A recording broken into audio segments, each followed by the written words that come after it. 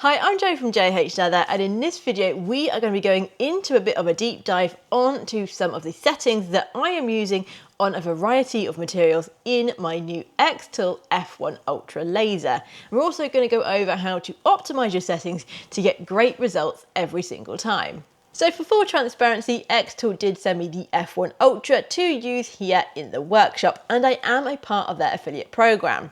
So if you are considering adding a machine like the F1 to your own workshop and you use the link in my description, I do earn a small amount of commission at no additional cost to you. When it comes to traditional crafts like leatherwork, then you may think that a machine like this may seem a bit out of place. However, as someone who has been using a laser for a while now, I can tell you that it really does make a big difference. While it doesn't replace the traditional hand skills that you learn in leathercraft, it does help you to produce your items more quickly and consistently, as well as allowing you to add the option to add personalization to your items. Which for someone running a small business, not only are you able to create your items much faster, you can also add value by being able to add that personalization to each of your products. Now, before I go over my exact settings that I use, I thought it would be worth going over how I came to these results. So if you are using a slightly different leather or a different material, you can follow these steps to get the best results for the material that you're using. So the first thing we're going to do is actually pick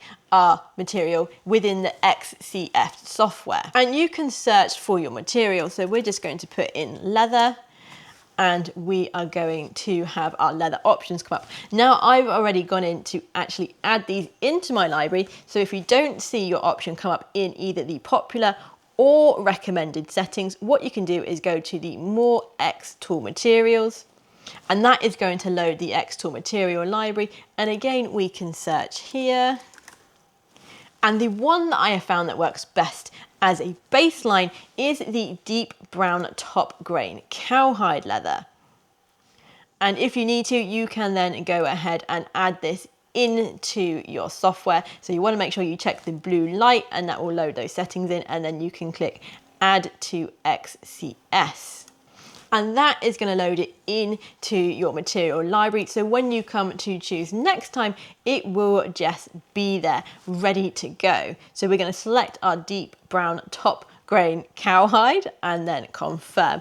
And that is our material baseline setup. First up, we are going to be looking at doing some test engraving. So we are just going to add in some text to our little document here, and again go to engrave. Now what I like to do is actually use the one-click settings as a reference to get started, and we can make sure we are on the right settings. Because we are using leather, we want to make sure we are on the blue light reference.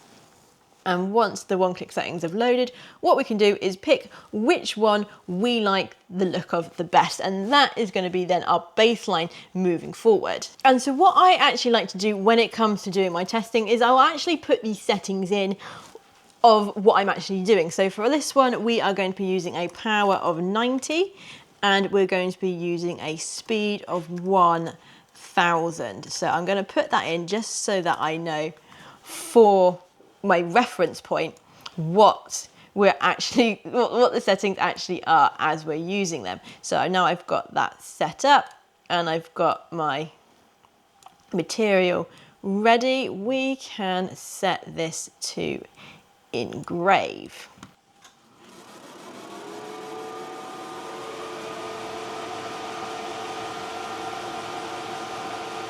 So now our engraving is done, we can have a look and see if that is to our liking, and if not, then we can go ahead and do some more testing and change our setting parameters. So this is what the engraving looks like from our test settings, and it is quite nice. However, for me, I would like mine to be a little bit darker. So what we're going to do is go back into the XCS software, and we're actually going to do a test array.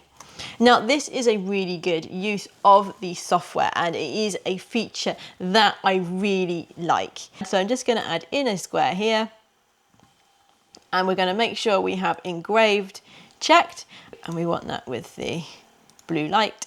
And what we're going to do is then set up a test array. So we can go to applications and then material test array. So now we've got our test array open here, what we can do is set our parameters. So the last test we ran was a power of 90 and a speed of 1000. So my suggestion is that we'll do a maximum percentage speed of 100 and we'll do a minimum of 50% just to give us a bit more leeway in what our testing is going to be.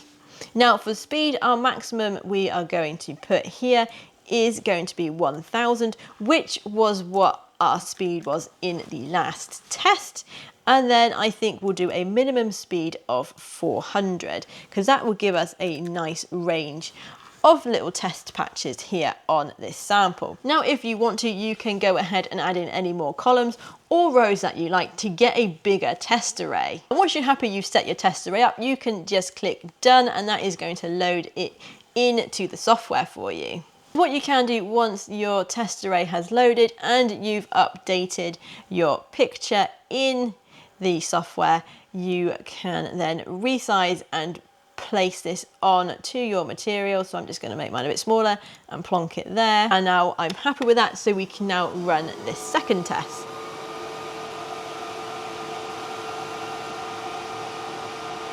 So that test has given us some really nice results. And if you want to, you can now take those results and refine them further, doing another test array. I have done that process myself, and I have found that for me and the leather that I am using, I like a power of 75 and a speed of 600.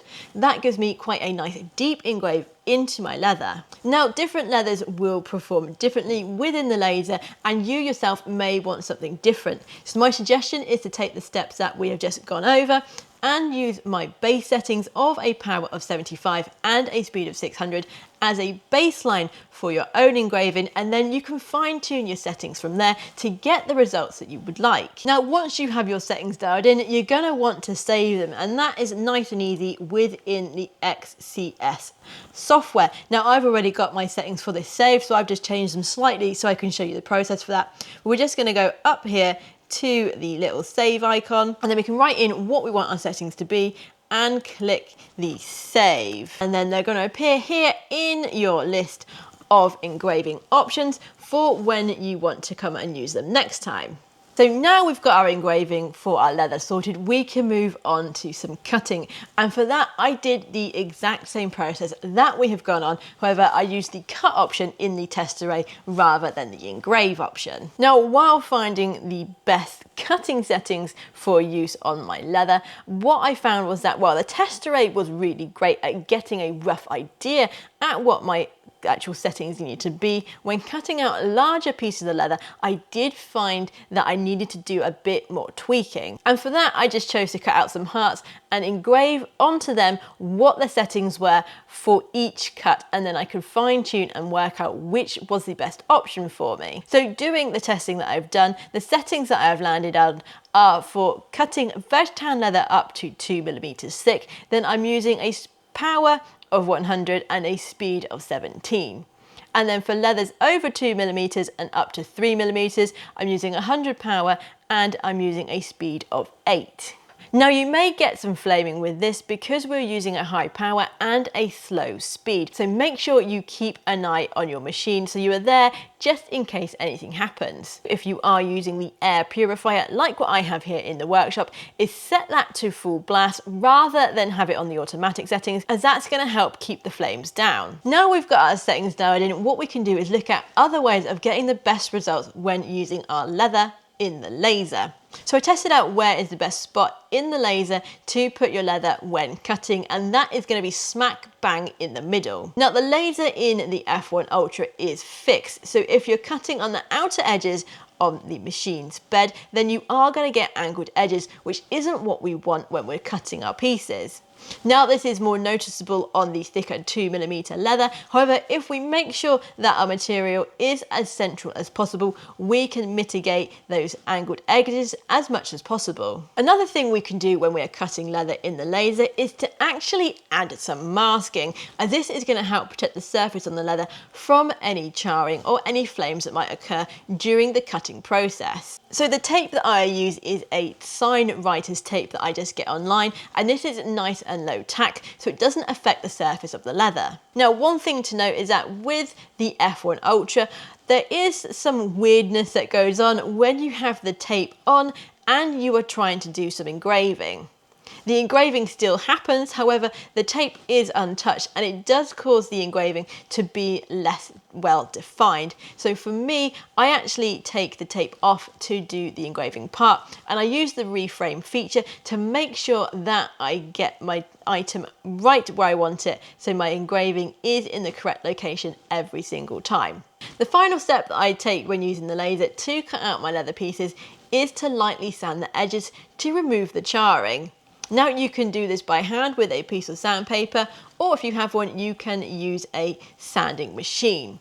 Now, a quick note, if you are using a machine, you need to be careful not to take too much off the edges of your leather. You can then remove the masking tape and finish off your creation. So for me, that is going to be edging the edges of the leather and then apply my edge finish in the form of stain and Tolkanol to get those nice burnished edges. I just thought I would add a quick note on adding stitching holes with a laser to your leatherwork. While you can do this, and I do that with my DIY leathercraft kits, one thing to note is that you're not going to be able to clean out the charring inside those stitch holes.